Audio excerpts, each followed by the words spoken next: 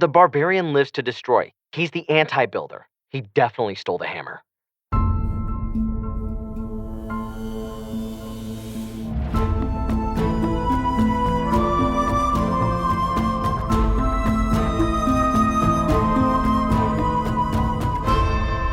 Welcome back to Hammerless, a true crime podcast in a fantasy world. Last episode, we hammered into the builder's psyche. Now, thanks to our audience, our attention has turned to the Barbarian, a character who lives by the sword and falls by the sword, and the arrow, and the bomb, what players call a meat shield, only to respawn and do it all again. He's the anti-builder, the destroyer of upgrades. Hollywood would call him a mirror character, the reverse reflection of the builder. While the builder lives to build, the barbarian lives to destroy. A pattern that started at an early age, way back at Dark Ages Academy. We spoke with a classmate. Oh, I remember him. The Barbarian. He was this cool kid. He had a horseshoe mustache at like 10 years old. He never wore a shirt. Somehow he pulled off sandals all year round. And the builder was a nerd. He stayed late at shop class. He reminded the teacher, assign the homework. Yeah, he was a real brown-noser. So while the builder may have built the arena, the barbarian was the star gladiator who brought the house down. That the builder then rebuilt. Was this all just a case of barbarian-builder bullying? Or a brutally baffling betrayal? Who better to help us answer that than the barbarian, who agreed to his first ever interview? Right after this.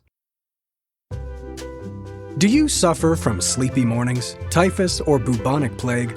I sure do. That is, until I started drinking Chagawino Elixir, hand-harvested from a fantasy forest and shipped in a hot air balloon to your door, it'll change your life. Infused with 200 milligrams of caffeine, B12, and dragon's mane, it's the perfect mix of drinkable and, holy sweet baby dragons, I'm awake! And we're back. Okay, folks, buckle in and sheath your sword. This is the first ever sit-down interview with the Barbarian. Welcome, Barbarian. So tell us, why after so long have you decided to finally speak out? I see. So you came here to clear your name. Okay. Tell us, how do we know you didn't steal the builder's hammer? The builder's hammer. It's missing. Wait, you don't even know who the builder is? You grew up with him. He's the one rebuilding everything you destroy.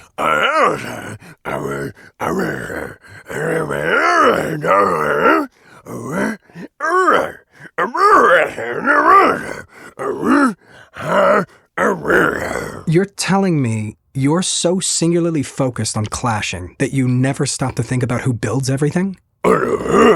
Wow. Okay then. I guess you're off the hook. Is there anything else you want to leave us with? Aha! Yes, that's a nice sword. Okay. Anyway, thank you, Barbarian. Well, I have to say he's not the most civilized person I've ever interviewed, but he's certainly too focused on clashing and that sword to even think about pulling off a heist of this caliber. Now, here with an initial reaction to Barbarian's first interview, please welcome back Dr. Dobson. Thank you. It's a pleasure to be here. Now, the Barbarian has a clear propensity toward clashing, and his obsession with his sword probably means he was exposed to a lot of fighting at an early age. His sword provides him a sense of security, kind of like a teddy bear. And this sword has been with him through all of the biggest moments of his life. Interesting. I would venture to bet that whoever stole this hammer has a fixation not with swords, but with hammers. Hog Rider!